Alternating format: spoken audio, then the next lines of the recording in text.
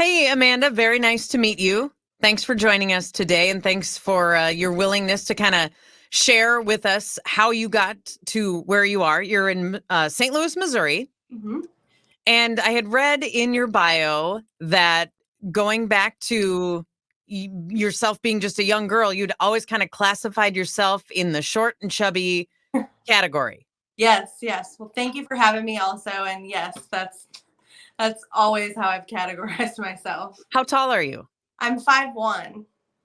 5'1". Okay, I'm 5'4", and I always describe myself as short and squatty. It's Oh, Yeah, and so I identify with what you're saying. It's sort of a body type. It's sort of like your physical look, but that doesn't have to be what you project. So you kind of always thinking that that was how you were. Did you get to a point where you're in your mindset you realize this is not how I have to be or present myself or have others project to me? yeah. I grew up playing sports, so I feel like I mean, even looking at where I started this process and then looking at me younger, I have always classified myself as short and chubby, but I was actually very fit when I was in my early 20s, for my height and weight. I just, over the years, I've let it go. So I don't consider myself now. When I look at myself, I was happy then. I just didn't realize. Mm. And you were athletic, so you were probably strong, and Mhm. muscles are not always long and lean. Sometimes they're just a little thicker. That doesn't mean you're squatty or chubby or whatever label you want to give it. Exactly. Okay, so then now you're 32. So Hmm. you were talking about when you were younger and in your early 20s. So add 10 years, which a lot of times is add 10 pounds for a lot of people or more.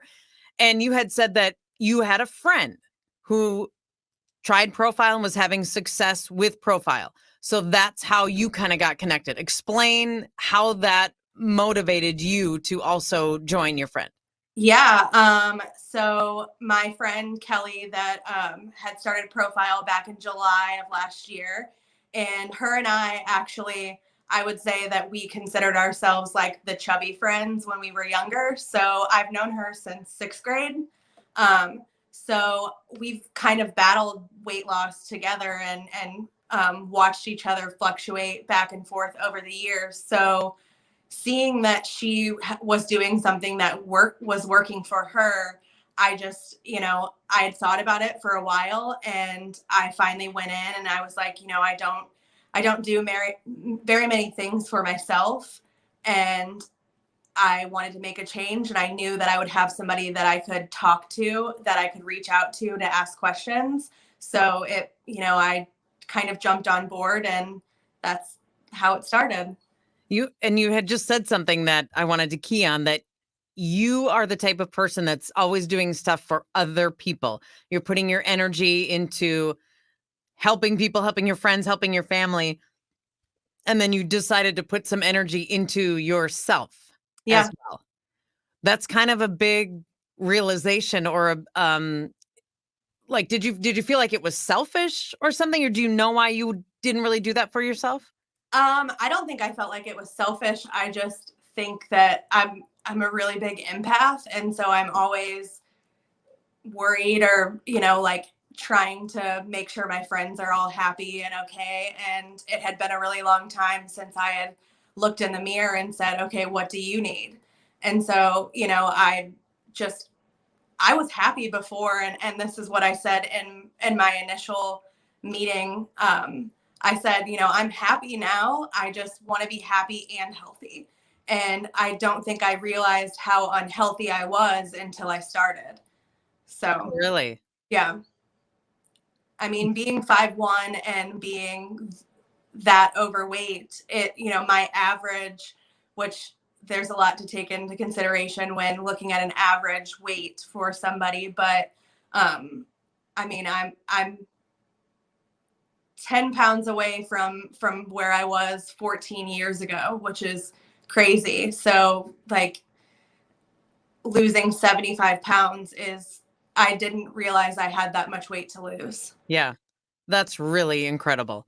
But that's also a big realization too. And you're right, you almost have to take a couple of steps back and have maybe some help of someone sort of gently pointing things out to you to have the ability to see reality like that. Um, And it's a little shocking for yeah, some people. I think I just thought, I've known her for a really long time. This is something that she's going through, and she had already lost 50 pounds by the time I started. And I was like, Wow. I know her. If she can do it, I can do it. And that's why why Yeah. Turns out you can. Turns out you can. So you started in October of 2020. correct. And you work from home, you continuing to work from home. Sometimes that's more of a challenge because you're like, oh god, I could be around food all day. The chips are in my cupboard if I want them. Yeah. And sometimes it can be a real benefit because you have a little more time to make your healthy meal and you don't have to run through the drive-through. So from working from home for you, what were the advantages and disadvantages of working the profile plan while working at home? I think that it definitely was an advantage for me because of the way that it's structured.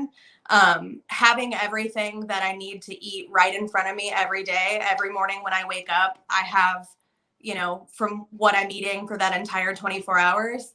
So it's actually, if I'm going to eat something that's off plan or out of the cupboard, it's because I'm aware of it and that's what I want to do. And, you know, they, I think that they did a really good job with the structure of the meal plan and what they include because it just came really easy to me for them to say, okay, do steps 1 through 10 and you'll lose weight. And that's what I've done strictly.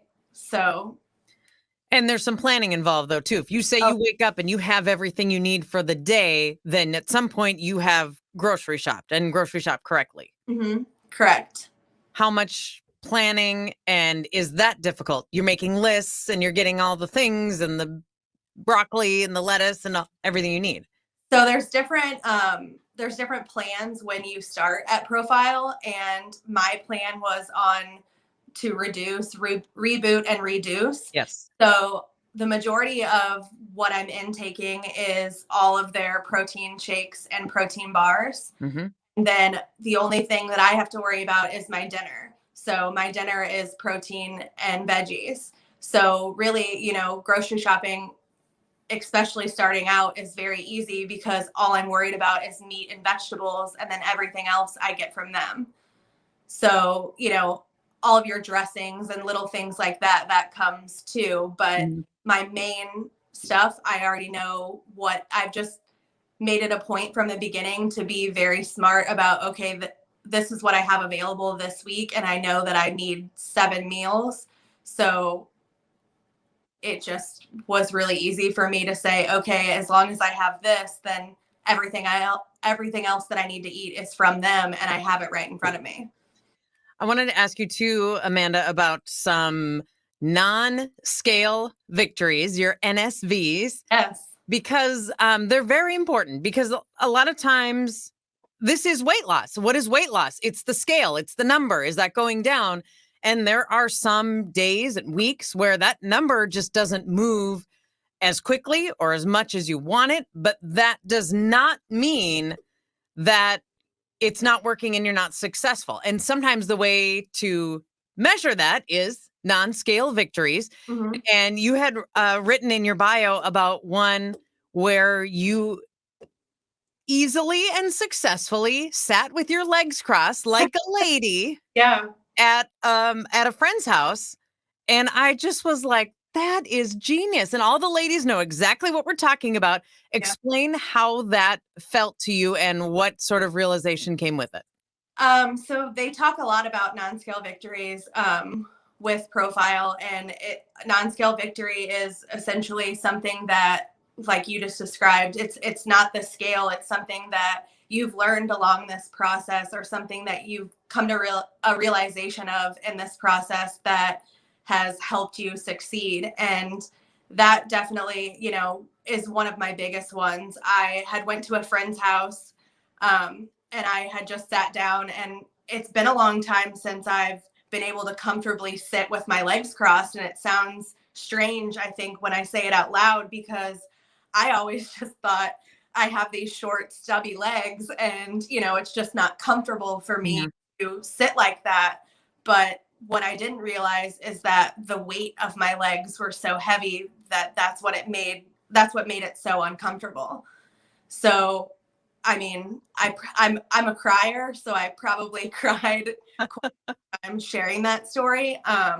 But yeah, that's been huge for me because I never realized that that's what it was, that my legs were just too heavy, and so that's why it was uncomfortable.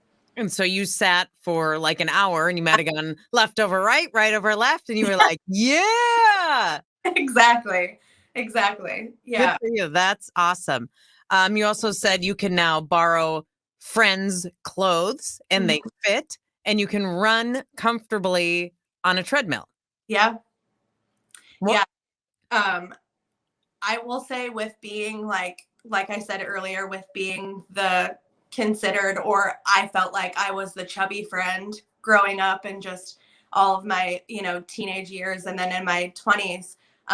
It's been a long time since I've been able to borrow clothes from somebody. So now that I've gone through this process, and I still don't think that I'm at a size that I am. So I'm still buying clothes that are too big, because when I started this, I was in a 1XL.